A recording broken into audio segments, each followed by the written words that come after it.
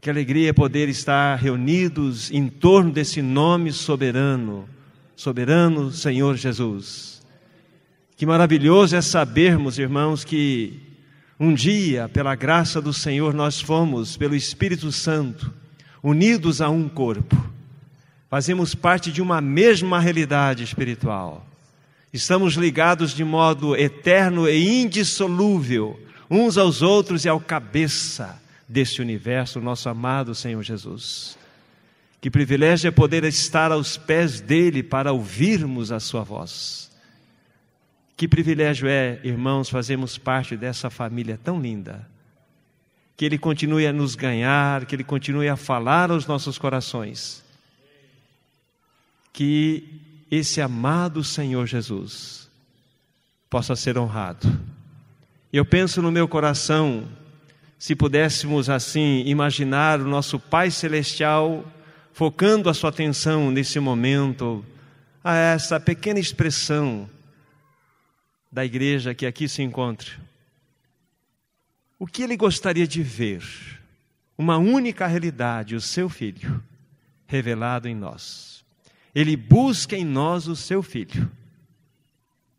Quando nós fomos chamados para estar com Ele, a única realidade que nós vamos levar deste mundo é o quanto de Cristo foi formado em nós. Mais nada, tudo mais ficará aqui. Tudo que nós ajuntamos, sejam tesouros, conhecimento, poder, sabedoria, essas coisas ficarão. Mas nós levaremos a Cristo, esse amado Senhor Jesus. E algo ainda, irmãos, nesse aspecto introdutório, quando nós estarmos aqui através dos cânticos expressando a nossa adoração, nosso louvor ao nosso amado Senhor, veio ao meu íntimo uma compreensão segundo a palavra do Senhor, que neste universo está sentado um Senhor maravilhoso, mas se nós observarmos bem a este Senhor maravilhoso, Ele é um Deus ferido de amor por nós, pois as marcas permanecerão nele. Oh, amados irmãos e irmãs, que Senhor nós temos, que nos conquistou com este amor tão sublime, tão perfeito. Então, quando nós assim pensamos, assim vemos no nosso coração, nós devemos sim nos inclinar diante dele e dar a ele toda adoração, pois somente ele merece receber. Que Senhor maravilhoso nós temos, irmãos. Que Senhor glorioso nós temos. Então, com a ajuda do Senhor, com a graça e o governo do Espírito Santo nesta manhã, como nós já temos sido visitados por Ele, pela Sua palavra ontem, pela comunhão, pelos cânticos, que Ele continue a nos socorrer nessa manhã. Vamos fazer a menção de duas passagens das Escrituras, depois nós vamos ter outras a serem feitas, e vamos ainda fazer algumas observações para que eu possa, com a ajuda do Senhor, introduzir o encargo que está no meu coração para esse tempo que vamos estar juntos. A primeira passagem encontra-se em 2 Coríntios, no capítulo 5. Vamos ler 2 versos aqui, 14 e 15. Então, 2 Coríntios, repetindo, capítulo 5, versos 14 e 15, é onde a palavra de Deus diz assim: pois o amor de Cristo nos constrange, julgando-nós isto, um morreu por todos, logo todos morreram. E ele morreu por todos para que os que vivem não vivam mais para si mesmos, mas para aquele que por eles morreu e ressuscitou. A segunda passagem é o livro de Efésios, no capítulo 5, alguns versos a partir do versículo 25.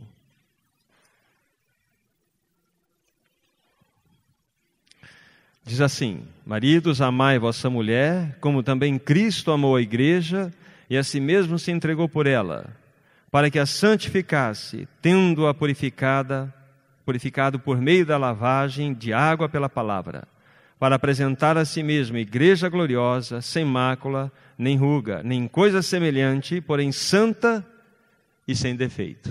Até aqui. Irmãos, ainda vamos ter uma palavra de oração. para que eu também participe daquele tempo que já tivemos aqui de intercessão, para que Ele continue a nos socorrer. Maravilhoso Senhor, nós lemos a Tua palavra. Nós sabemos que ela foi inspirada pelo Espírito Santo maravilhoso. E ela se tornará uma realidade, vida em nós, quando esse mesmo e maravilhoso Paráclito a interpretar, a revelar no nosso íntimo. Encomendamos, como já o fizemos, todo esse tempo aos Teus cuidados, para que haja ganho a Ti, para que haja o derramar da Tua vontade em nossos corações, para que aquela medida que Tu queres dispensar nesta manhã, seja ela completada em nossos corações. Que o Espírito Santo, então, continue a nos governar, a nos dirigir. Para a glória Tua mesmo, amado Senhor Jesus, nós oramos. Amém.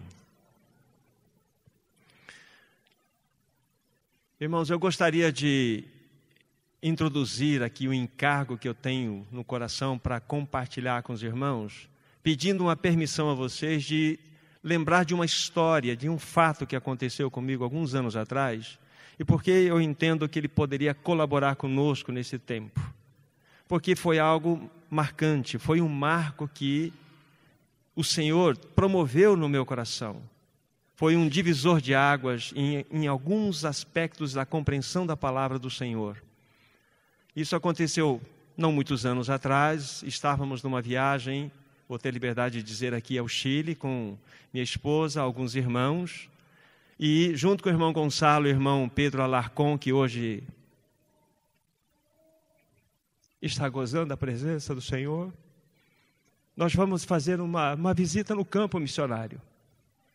E era na parte do sul, e fomos conhecer alguns irmãos chamados Mapuches, que são os nossos campesinos.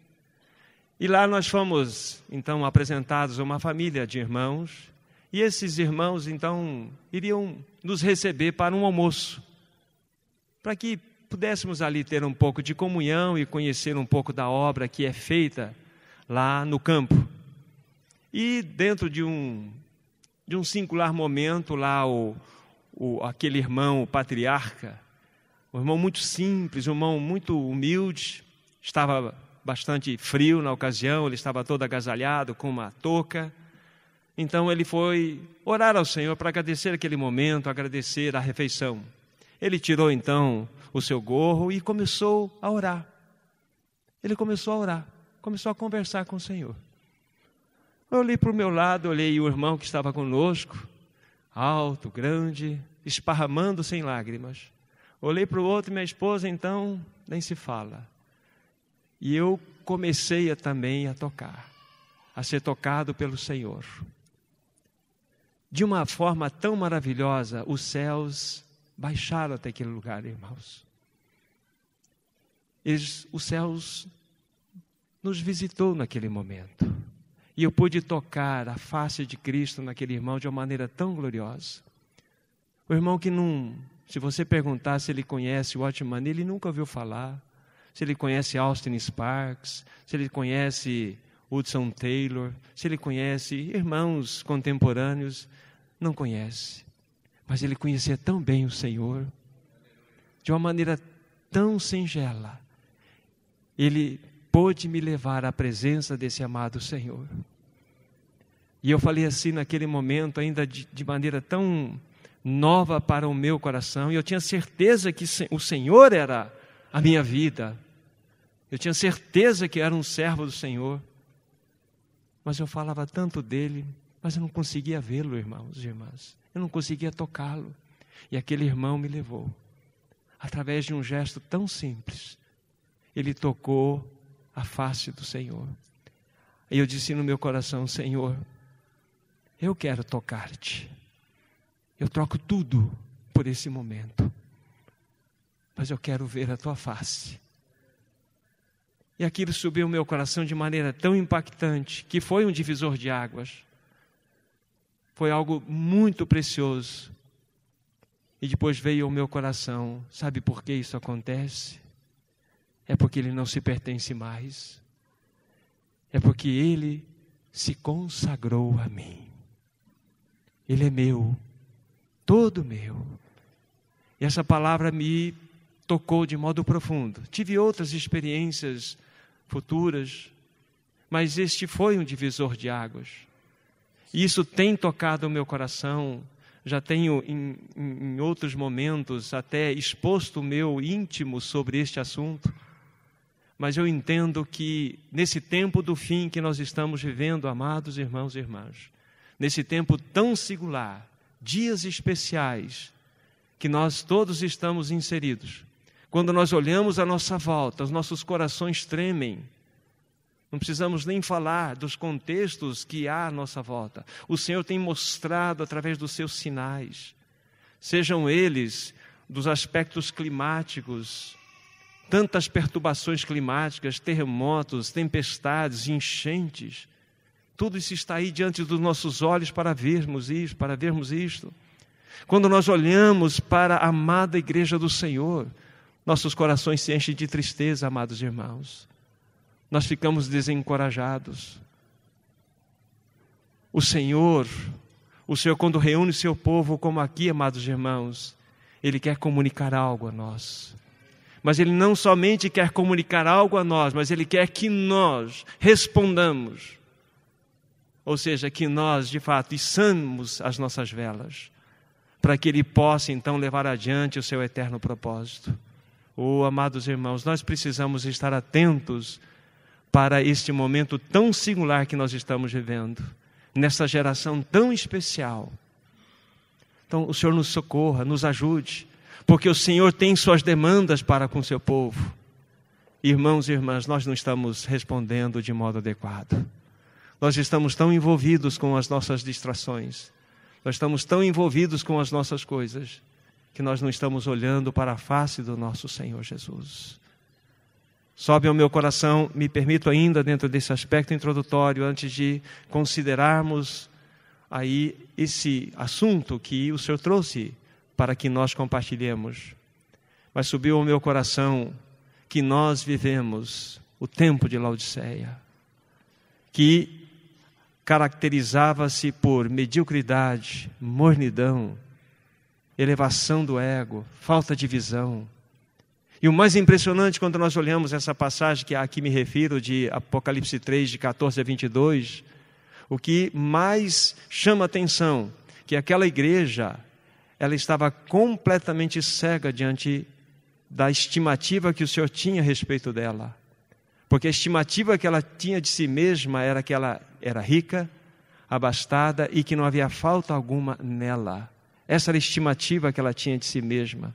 Mas o Senhor tinha uma outra estimativa, dizendo assim: você não sabe que é infeliz, que és miserável, que é pobre, que é cega e que está nua. Aí o Senhor diz assim: eu aconselho a você que compre de mim ouro refinado no fogo para te enriqueceres, que você adquira vestes brancas para que você possa cobrir a nudez da tua vergonha, e que você unjas com o colírio que eu te dou para que você saia desse aspecto de cegueira.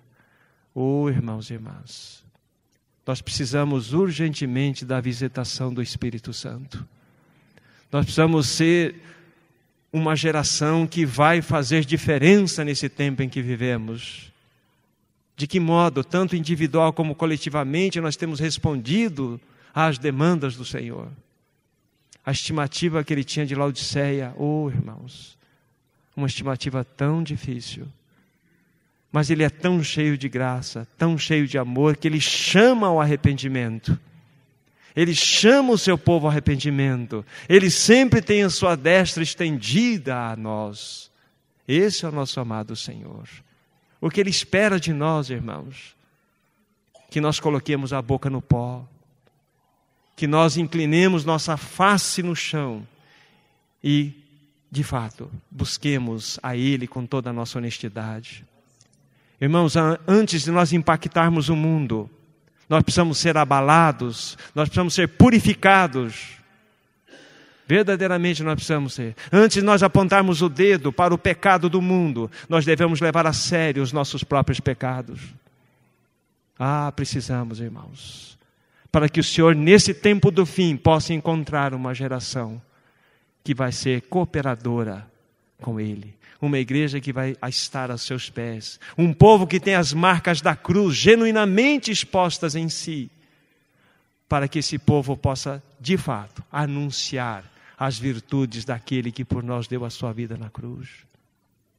Oh, irmãos, como nós precisamos do socorro do Senhor. Eu particularmente entendo que nós podemos sim nos humilhar diante do Senhor e clamar por uma visitação nesse tempo do fim. Uma visitação do Espírito, para que nós possamos, de fato, entender que quando nós nascemos de novo, aquele texto que nós lemos, numa dos versos citados, irmãos, nós não mais pertencemos a nós mesmos, somos daquele que por nós morreu e ressuscitou. Quão pouco nós compreendemos isto, quão divididos e misturados o somos. Mas que o Senhor nos socorra, irmãos e irmãs. Não tem como. Me permito ainda mais esse instante para que nós consideremos aqui alguns aspectos importantes do assunto da consagração. Eu estava refletindo há um tempo atrás a respeito do grande avivamento que aconteceu no século XVIII, quando o Senhor, de fato, levantou homens, destaco dois, George Whitefield e John Wesley. E nas mãos desse último, John Wesley, Deus operou algo maravilhoso, em especial na Inglaterra, em especial lá. E por causa desse testemunho, desse amado irmão, a Inglaterra não caiu num banho de sangue que caracterizou a França por aquele chamado ponto, a Revolução Francesa, que destruiu praticamente. Mas por causa de um homem chamado John Wesley que humilhou-se diante desse Senhor, ele abalou toda uma nação. E é impressionante, há um relato histórico que toca-nos de modo profundo. Disse que um nobre inglês chegou num determinado lugarejo dentro da Inglaterra e começou a buscar um pub, um bar para tomar uns tragos, tomar uma bebida. E por mais que ele procurasse esse lugar, ele perdeu a esperança, não viu nenhum lugar. Até que ele viu um camponês e se dirigiu a ele e perguntou: escuta, não tem nenhum bar aqui nesse lugar? Chamado Cornwall. Aí aquele camponês, percebendo que estava diante de um nobre inglês, tirou o seu chapéu, inclinou-se e falou assim: meu senhor, há cerca de 100 anos atrás, passou um homem por aqui chamado John Wesley. Oh, irmãos, o Senhor quer levantar, não um homem, não dois, Ele quer levantar um povo nesse tempo do fim, para que esse povo faça a diferença, para que esse povo possa de fato manifestar o caráter de Cristo Jesus, para que possa exalar o bom perfume de Cristo Jesus. Não um, não dois, não três, não apenas uma assembleia, mas todo um povo aos pés do Senhor, genuinamente marcados pela obra da cruz. Então que o Senhor nos socorra, irmãos e irmãs, que Ele nos ajude, nesse tempo. Então vamos para a primeira passagem que nós havíamos mencionado aos irmãos, 2 Coríntios, no capítulo 5. Eu introduziria ainda algumas palavras para mostrar que a maior necessidade que nós temos hoje, diante do nosso amado Senhor, é de termos uma vida consagrada, tanto individual como coletivamente falando. Se há uma demanda que o Senhor tem buscado no meio do seu povo nesse tempo do fim, esta eu poderia dizer que ela cabe aí um dos lugares mais elevados: consagração. E a consagração, ela está fundamentada sobre 3 pilares, e depois nós vamos verificar um a um quais são estes 3 pilares, para que uma vez que tenhamos estes pilares estabelecidos, a consagração ela tem o seu repouso seguro. Então a maior necessidade, já guardemos isso no nosso coração, tanto necessidade como vai ao encontro do coração do nosso amado Senhor, do seu desejo maior, é que nós sejamos um povo consagrado. Isso começa primeiramente individual, também deve ser um aspecto coletivo. E na primeira passagem que nós fizemos a citação de 2 Coríntios, no capítulo 5, verso 14, diz aí, eu vou apenas repetir o texto que nós lemos. Pois o amor de Cristo nos constrange, julgando nós isto, se o morreu por todos, logo todos morreram. Essa primeira expressão, o amor de Cristo nos constrange. Constrange. Esta palavra constrange é uma palavra muito significativa. É uma palavra de um peso muito grande no próprio texto que ela foi inserida aqui. Porque a palavra constranger significa atrair com força. É atrair de tal forma que você é conquistado a ponto de você não mais poder reagir. Então este é o valor do amor do Senhor por nós. Há pouco nós estávamos falando que nós, ao contemplarmos, os céus, nós vemos sim que há um soberano Senhor reinando de modo pleno. Mas se nós observarmos bem para este nosso amado Senhor, Ele tem as marcas deste amor eterno que nos conquistou. Então, eu diria que nesta ordem, não em sentido de importância, porque as demais colocações que serão feitas são tão importantes quanto esta. Mas nesta ordem, se nós desconhecermos o amor do Senhor, nós não conheceremos o que é uma vida de consagração. Se nós ainda não fomos ainda conquistados em nosso coração para contemplarmos esse amor eterno, de que maneira eu vou me chegar a este amado Senhor e me consagrar? Depois nós vamos verificar também que consagração não significa apresentar-se ao Senhor para fazer coisas para Ele, mas primeiramente para ser trabalhado por Ele, para que Ele possa usar-nos como seus cooperadores. O primeiro passo de uma consagração total é para que nós sejamos preparados para então sermos usados. Muito significativo isto. Nós não nos apresentamos diante desse Senhor como se na questão imediata Ele já vai nos usar. Pelo contrário, Ele vai nos levar para alguns ambientes que nós vamos estranhar. Normalmente ambientes aquecidos, onde as provas que virão sobre nós, elas serão muitas vezes mal compreendidas, mas é ali que nós estaremos sendo forjados para que possamos desfrutar daquilo que Ele quer que desfrutemos, que é uma vida de consagração.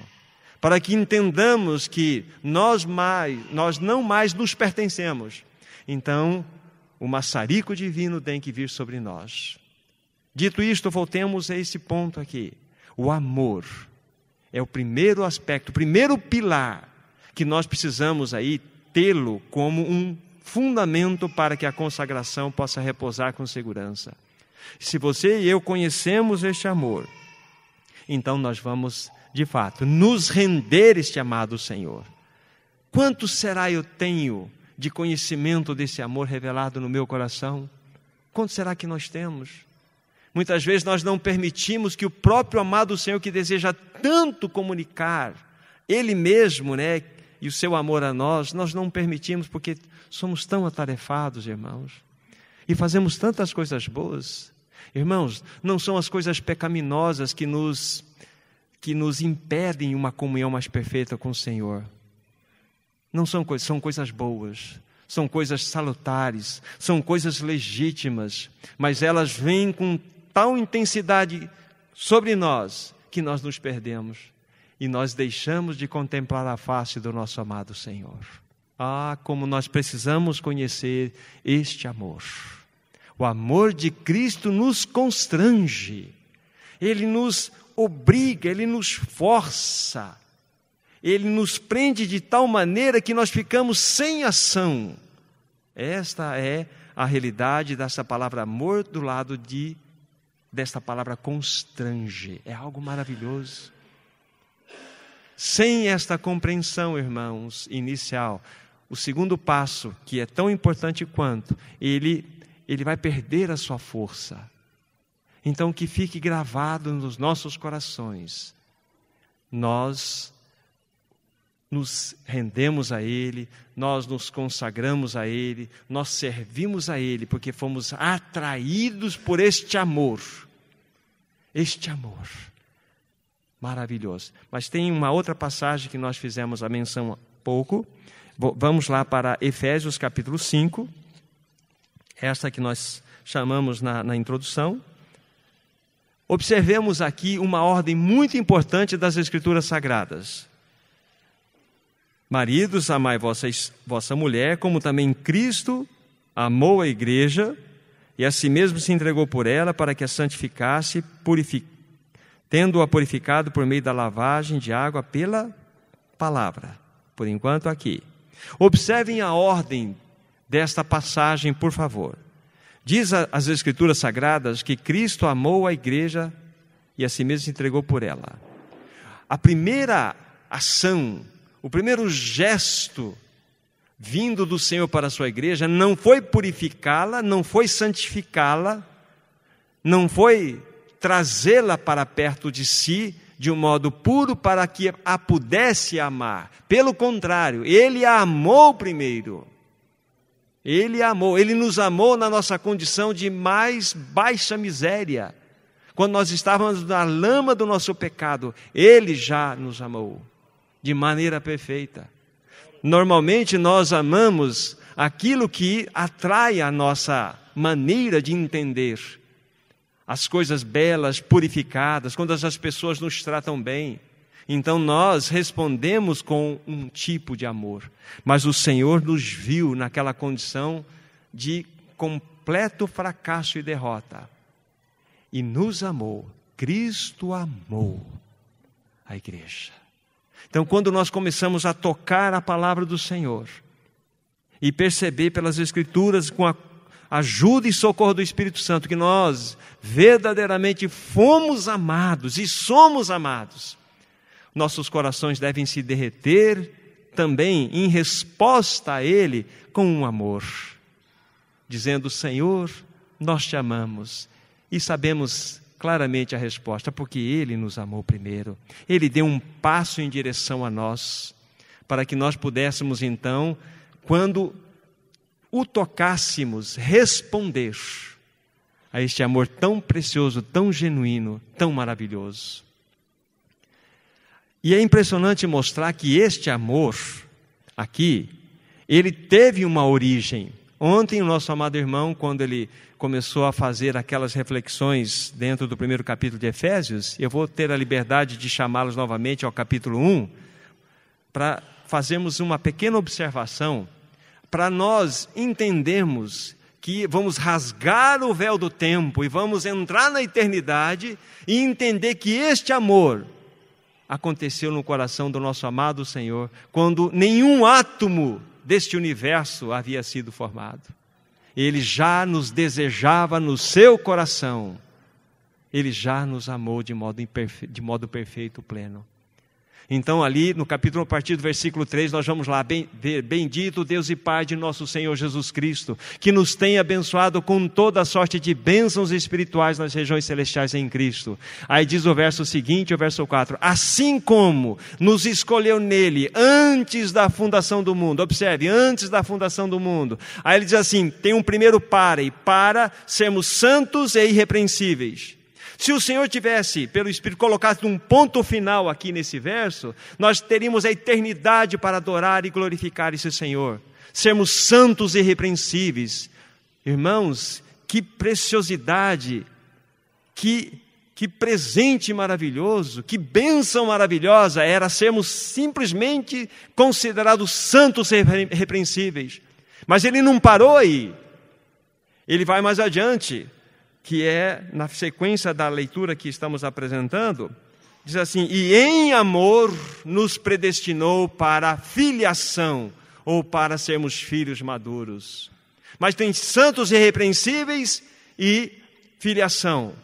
Se nós tivéssemos colocado um ponto, como estamos considerando aqui, a eternidade seria pouca para nós adorarmos esse Senhor. Mas o Senhor queria muito mais do que dar um status a nós que os anjos já ocupam, que os anjos já desfrutam de uma convivência na presença do nosso Deus. em irrepreensibilidade, em santidade. Mas o nosso Senhor queria dar um passo a mais para conosco. Ele queria que nós, em amor, pudéssemos ser parte da sua família maravilhosa, filhos maduros.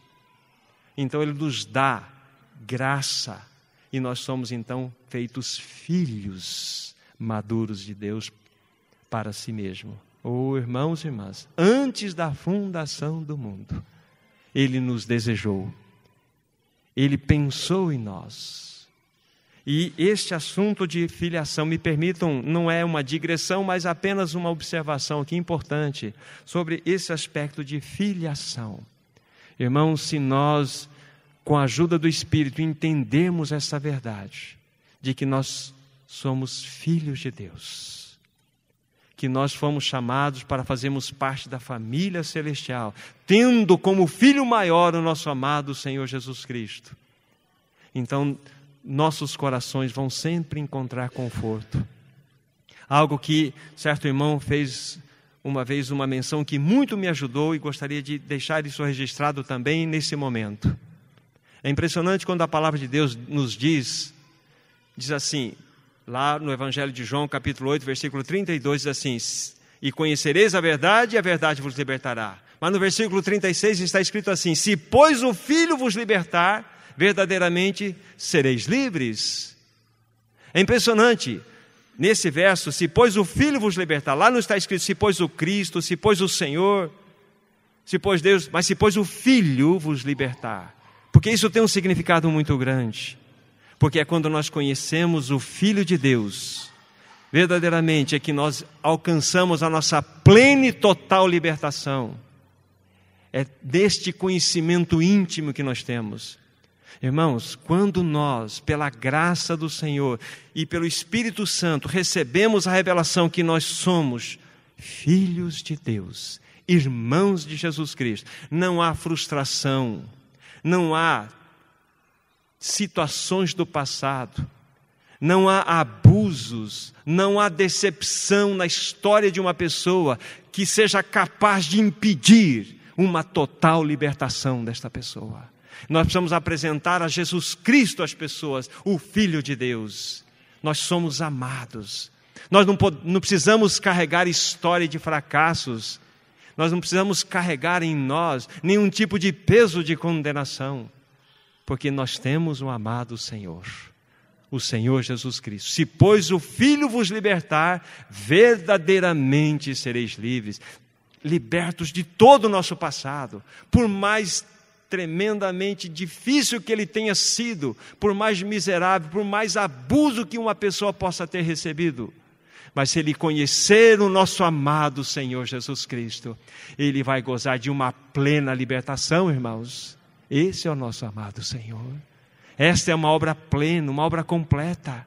Então, quando nós vemos que nós estamos além, santos repreensíveis, já é algo precioso. Mas sermos em amor predestinados para a adoção, para a filiação, é algo glorioso demais, irmãos. É isso que Ele deseja. Deus deseja ter uma família que manifeste o caráter do seu Filho amado, Jesus Cristo. E nós fazemos parte desta família. Nosso Pai Celestial, o doce e amado Espírito Santo, na expressão dessa terceira pessoa da Trindade, também terá um templo composto de pedras vivas que vão reluzir a glória de Cristo. E o amado Senhor Jesus Cristo, a segunda pessoa da Trindade, terá um corpo. E através desse corpo, através dos seus membros, irá manifestar toda a sua glória, toda a sua beleza. E assim a Trindade Santa é satisfeita de maneira plena pela igreja, pelo seu povo. Oh, irmãos e irmãs, que glória, que bênção é isto. Então, quando nós falamos de consagração, nesse primeiro passo que estamos dando, não tem como nós compreendermos de modo real, de modo pleno, perfeito, ela, sem tocarmos este amor glorioso do nosso amado Senhor Jesus Cristo. Não tem como. Fomos amados, somos amados. Não há nada, amados irmãos e irmãs, uma vez que somos dele, não há nada em nós que chega até nós sem que ele tenha permitido ou mesmo encaminhado até nós. Irmãos, as tribulações que nos visitam são presentes disfarçados do nosso Pai. São presentes disfarçados. Eu estou introduzindo esse aspecto porque ele vai ser importante para nós depois. Porque para sermos pessoas consagradas a Ele, o próprio Espírito Santo tem que achar um caminho em nós. Já adianto uma outra coisa aqui, sem quebrantamento, desconheceremos o que é uma vida de consagração.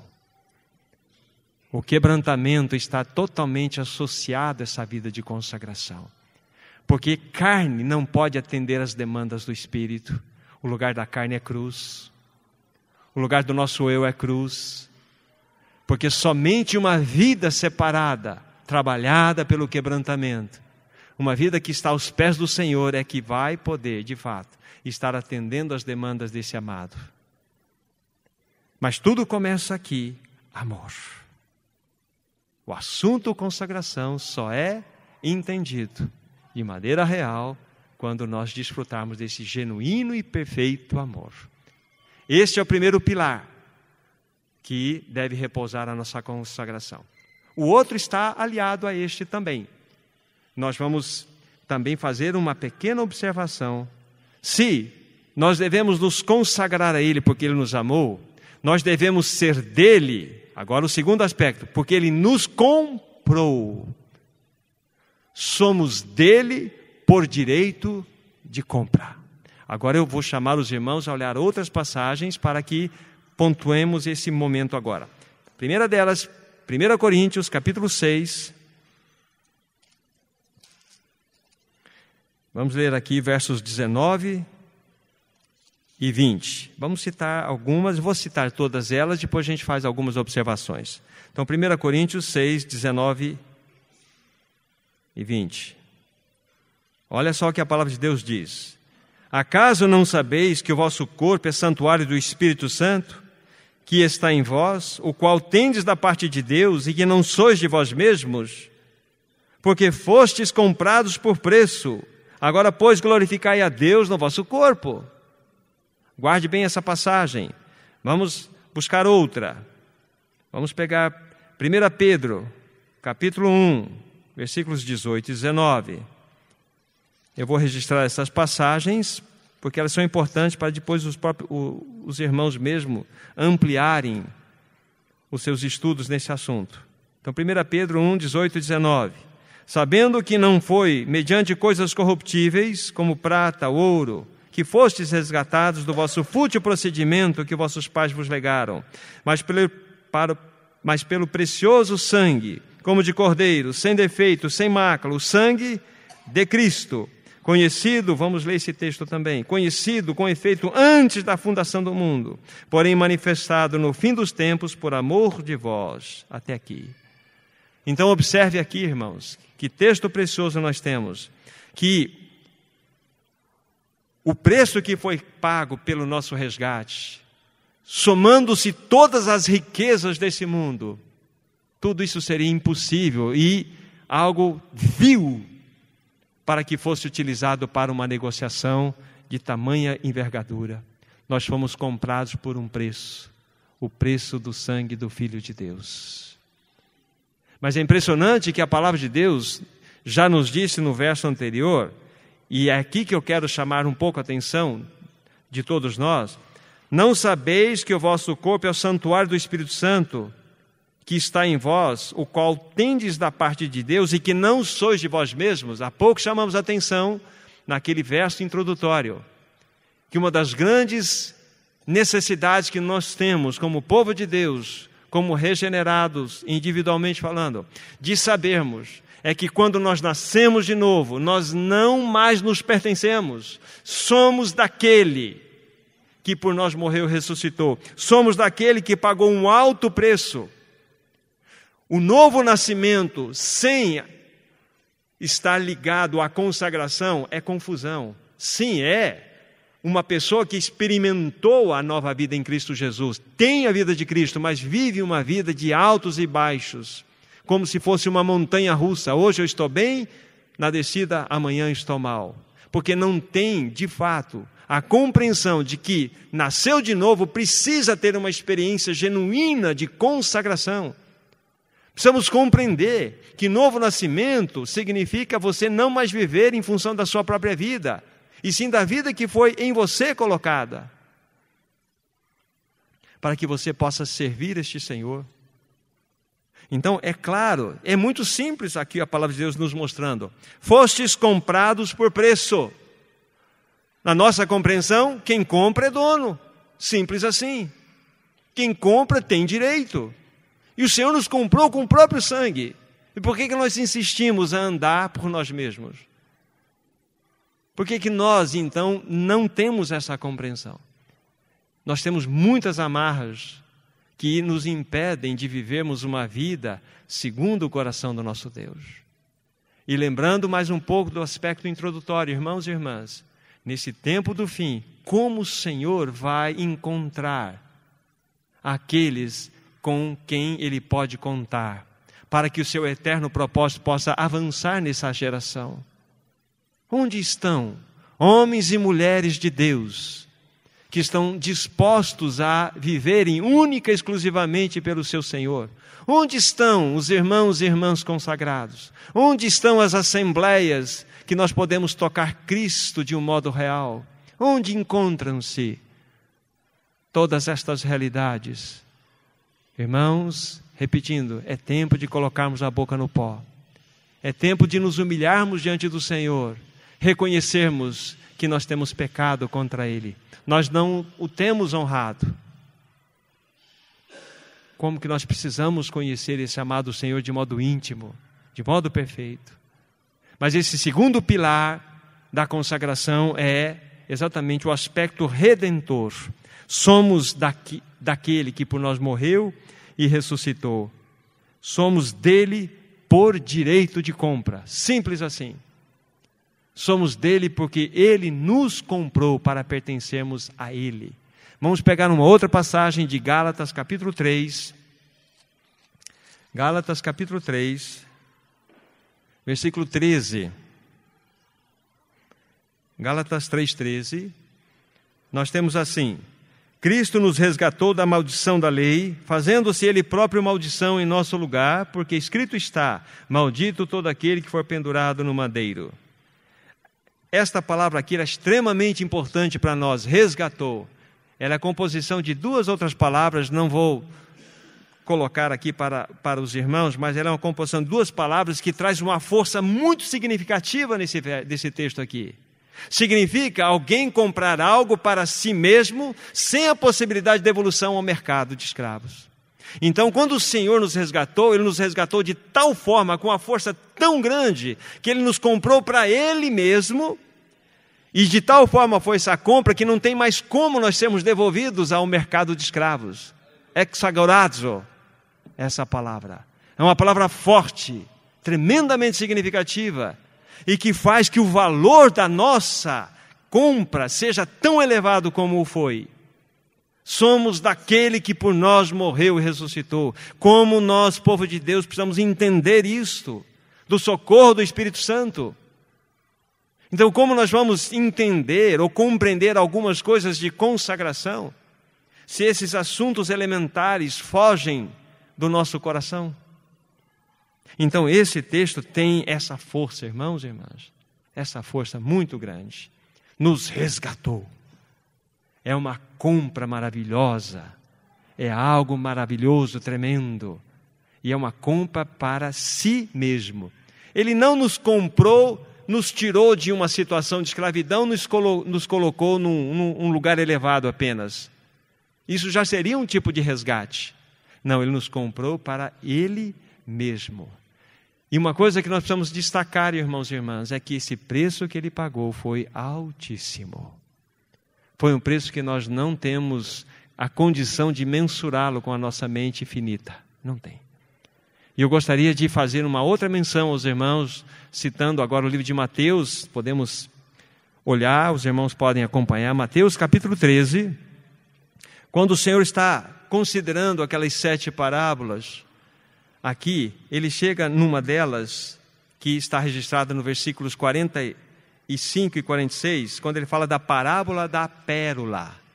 E aqui nós precisamos fazer uma observação muito importante que está relacionada com o que nós estamos compartilhando. Isso tem subido ao meu coração de uma maneira muito forte. Eu gostaria de registrar também para os meus irmãos aqui nesta manhã. Então, Mateus 13, versículos 45 e 46. Observem a palavra de Deus. O reino dos céus também é semelhante a um que negocia e procura boas pérolas. E tendo achado uma pérola de grande valor, vende tudo quanto possui e a compra. Aqui, essa passagem. Eu sei que muitos irmãos usam essa passagem até para que anuncie o Evangelho, mostrando aqui de alguma forma ou apresentando esse texto. Eu me permito aqui a colocar, segundo a compreensão que eu tenho recebido do Senhor, que eu entendo que esse grande mercador aqui é o nosso amado Senhor Jesus Cristo. E esta pérola de grande valor que ele achou, nada mais é do que a própria igreja. Isso baseado numa verdade que está aqui mesmo. É quando você olha o significado dessa palavra compra. Se você olhar o significado dessa palavra compra, então não tem como você não compreender desta forma. Porque aqui está relacionado a tudo o que há pouco falamos. É uma compra genuína de algo que estava num estado de perdição, estava perdido e foi adquirido. Mas aqui nós vemos pela palavra de Deus que este mercador divino, o Senhor Jesus Cristo, estava buscando boas pérolas e viu uma.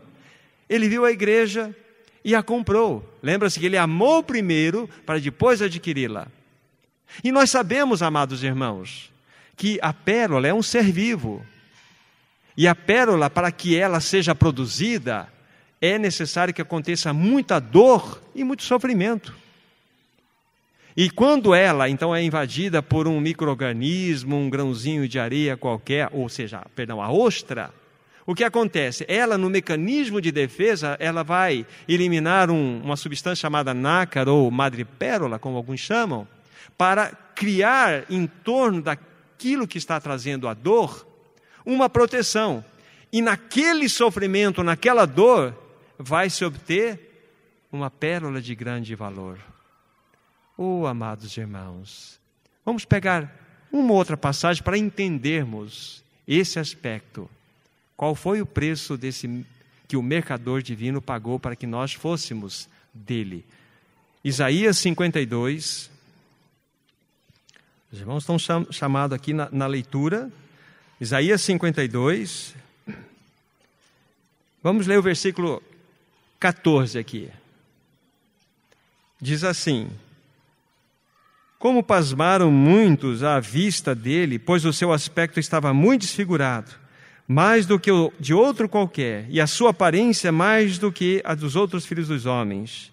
Assim causará admiração em todas as nações, e os reis fecharão a sua boca por causa dele. Porque aquilo que não lhes foi anunciado verão, e aquilo que não ouviram entenderão. Aí, versículo 13. Capítulo 53, versículo 3. Era desprezado e o mais rejeitado entre os homens, homem de dores e que sabe o que é padecer, um de quem os homens escondem o rosto. Era desprezado e dele não fizemos caso algum. E nós poderíamos citar tantas outras passagens. Citarei uma fazendo apenas a menção.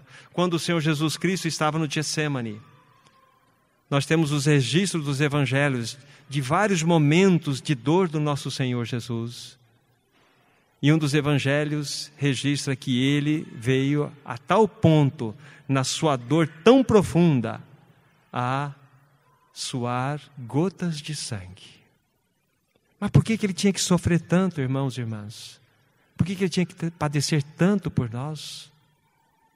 Quando nós olhamos exatamente o cenário do Calvário, naquele momento que ele ficou pendurado às 6 horas, foi crucificado às 9 da manhã e rendeu o seu espírito perto das 3 horas da tarde. naquele momento onde houve trevas sobre toda a face da terra. Ele deu aquele clamor que veio do mais profundo do seu coração: Deus meu, por que me desamparaste? Por que ele tinha que sofrer tanto, irmãos? Sabe por quê? Ele estava nos gerando. Pela sua dor profunda, ele estava nos gerando. Cada detalhe do seu sofrimento está relacionado que esse mercador de boas pérolas achou uma, mas para que ele pudesse adquiri-la, ele tinha que entrar por esse processo de dor e sofrimento, por amor a você, por amor a mim. Ele estava nos gerando. Conhecemos esse amado Senhor? Será que conhecemos esse amado Cristo, que tanto nos amou, que pagou um preço tão elevado por nós? Então, esta é uma realidade. O nosso Senhor Jesus Cristo, Ele é tão sublime, irmãos e irmãs. Ele é tão belo, tão majestoso, tão cheio de graça. Ele é, para nós, e deseja ser, o mais desejável de todos. Ele deseja ser aquele que, de fato, tem toda a nossa atenção. Ele busca comunhão conosco. Lembra-se quando nós nos referimos a Laodiceia? Onde ele estava? Do lado de fora, da sua própria casa, de nós mesmos. Batendo, e diz assim: eis que estou à porta e bato. Aí ele diz assim, no singular: se alguém abrir a porta. Não é se todo, se alguém. Ele está tão desejoso de ter comunhão conosco. Mas nós estamos tão distraídos com as coisas. Nós estamos fazendo a maquinaria da religião funcionar. Mas nós não estamos tendo tempo para Ele. Nós não conhecemos o nosso amado Senhor. Lembro-me da história de um irmão, contando a respeito de sua própria experiência. Ele ficou, o irmão Christian, ficou muitos anos nos Estados Unidos, não vou pontuar exatamente o tempo, longe do seu irmão biológico, lá no seu país de origem, por muitos anos. Depois, quando ele voltou, num determinado período, para ver o seu irmão, sentaram numa sala e ficaram um olhando para o outro. Não tinha intimidade. Eram irmãos, faziam parte da mesma família, os mesmos pais, que gerou um, gerou outro, mas eles não tinham intimidade, porque estavam longe. Irmãos e irmãs, se o Senhor vir, que intimidade nós vamos ter com Ele? O quanto nós o conhecemos no nosso coração? Ou nós vamos recitar para Ele alguns conceitos teológicos, supralapsarianos, a respeito dos contextos da nossa salvação? Será que ela é antes da fundação do mundo? Será que aconteceu e nós vamos fazer queda de braço? Irmãos, vamos olhar o que a palavra do Senhor diz. Ele quer ganhar nossos corações para um relacionamento. Ele quer ter intimidade conosco. Ele quer tocar o nosso coração como nós devemos tocar o coração dele. Então, para que nós possamos ser instrumentos nas mãos dele, para que ele possa nos usar, então nós podemos já dar esses primeiros passos, nos entregar diante dele. O que nós estamos falando aqui são aspectos objetivos. Aquilo que aconteceu de uma maravilhosa e excelência demonstração de amor por nós, aquilo que ele demonstrou na excelência da sua própria obra, nos comprando para ele. Não tocamos nem assunto prático. O Senhor nos permita que vamos fazer isso, mas é necessário virmos esses fundamentos para que entendamos que os passos seguintes, quando nós estivermos debaixo dos arranjos do Espírito Santo, para que sejamos trabalhados, forjados, sejamos quebrantados, nós não fiquemos aí admirados com o fogo ardente que recai sobre nós, porque nada mais é do que um arranjo do céu. É como se ele se voltasse para nós, mas você não, ou para nós individualmente, mas você não se entregou a mim? Eu estou simplesmente atendendo o seu pedido, eu estou trabalhando em você. Então, irmãos e irmãs, se vocês estão em tribulação, essa é a ideia. Essa é a ideia, não tem nada de estranho. Essa é a compreensão divina. Se você for diante do Senhor, fala assim, mas Senhor, meu caso é mais sério, parece que a tribulação ela me cerca mais. Mas sabe o que ele vai falar para você? Sabe por quê, meu filho, minha filha? É porque eu estou caprichando em você. Eu estou caprichando em você, eu quero que a minha imagem seja refletida de maneira genuína em você. É um capricho que é do alto. Então estamos em tribulação, vocês e eu estamos debaixo dos modos caprichosos e maravilhosos do Senhor. Não tem nada de errado, irmãos e irmãs. Esse é o nosso amado Senhor que está cuidando de cada um de nós. Então, falamos desses dois aspectos iniciais.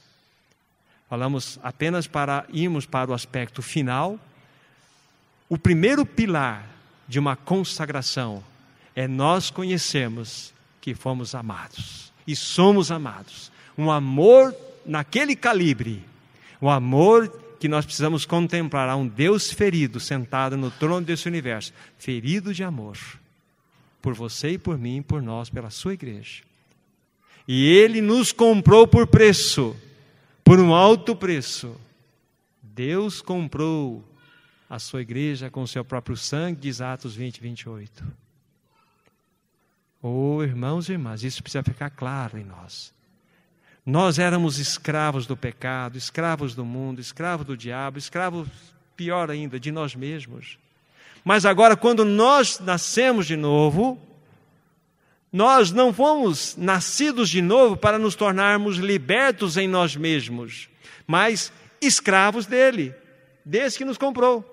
Mas só que agora é um outro tipo de escravidão, é de amor. Somos escravos de amor. Depois os irmãos observem, nessa parte final eu diria, Êxodo 21, ali os 6 primeiros versículos, vai nos mostrar que um servo, um escravo deveria servir ao seu senhor por 6 anos, mas depois ele teria a alforria. Mas se aquele servo, ele no seu coração desejasse continuar servindo ao seu senhor, deveria acontecer algo importante. Ele deveria procurar ali os responsáveis, aqueles que comandavam todas as questões importantes, ir à porta da cidade, pegar uma sovela, pensa uma ponta, furar a orelha e colocar uma marca ali. Então aquele servo estava dizendo o seguinte, agora eu sirvo ao meu Senhor por amor.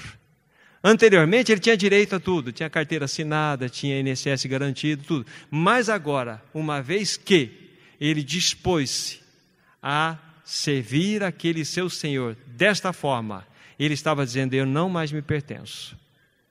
E lá tem um detalhe muito importante que diz assim, eu amo minha esposa e meu Senhor, não desejo sair forro. Eu amo minha esposa. Veja só como que nos envolve. Veja um testemunho. Eu amo meu Senhor, mas você ama a sua esposa? É uma esposa. Porque é uma realidade completa. Porque é fácil nós amarmos verticalmente, mas horizontalmente há um exercício das marcas da cruz genuínas que todos nós devemos trazer. Então eu amo minha esposa, amo meu Senhor, por isso não quero sair forro. Então vamos ter as nossas orelhas furadas. Então, completando, irmãos, esse assunto, muito importante. Somos daquele que por nós morreu e ressuscitou. Estávamos no estado de escravidão. Fomos libertos para sermos escravos, desejosos, voluntários. Ainda acrescentaria o seguinte, quando o Senhor nos dá a sua nova vida, Ele nos coloca num determinado, vamos colocar para entendermos esse processo, coloca num ambiente, aí Ele nos convida, se alguém quer ser meu discípulo, aí tem 2 cláusulas ali, a si mesmo se negue, tome a sua cruz e venha após mim. Ele coloca essas cláusulas por amor, porque é impossível que a carne atenda às demandas do Espírito. A única maneira de nós seguirmos ao Senhor como seus discípulos de amor é negando a nós mesmos, tomando a nossa cruz e indo após Ele. Então nos tornamos escravos voluntários dele, escravos de amor. Aí nós começamos a dar os passos iniciais para entendermos o que é consagração.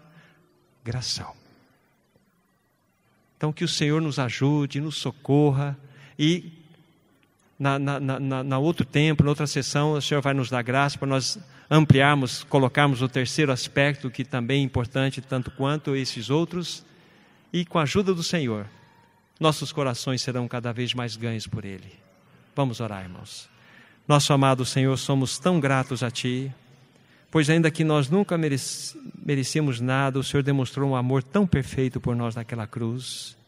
Bendito seja o Teu nome, bendito seja a Tua gloriosa pessoa.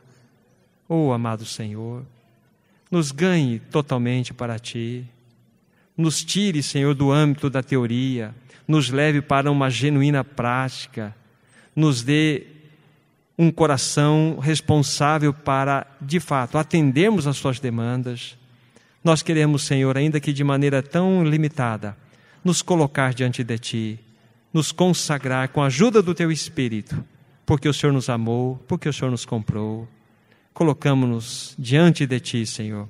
Faze de nós, homens e mulheres, irmãos e irmãs, que fazem a diferença nesse tempo. Para a Tua própria glória. Amém.